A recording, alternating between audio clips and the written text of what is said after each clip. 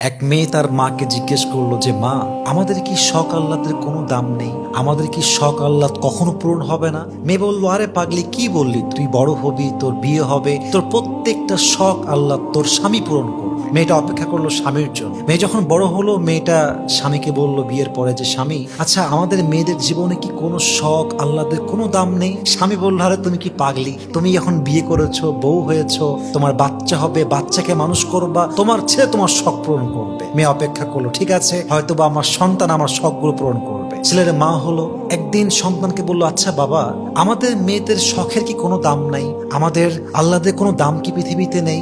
সন্তান বলছে, মা তোমার কি মাথা খারাপ? তোমার বয়স হয়ে গিয়েছে, তোমার এক পা কবরে ঢুকে গিয়েছে, তুমি এখন আল্লাহ বিল্লাহ করবা, কবরের ফিকির করবা। তখন মেয়েটা বুঝতে পারলো যে আসলে পৃথিবীতে নারীদের শখ বলতে কিছু নেই। পৃথিবীটা নারীদের আহ্লাদ পূরণের জায়গা নয়। নারীদের প্রথম এবং শেষ ঘর কবর ছাড়া আর কিছুই হতে পারে না। ঠিক কিনা বলেন?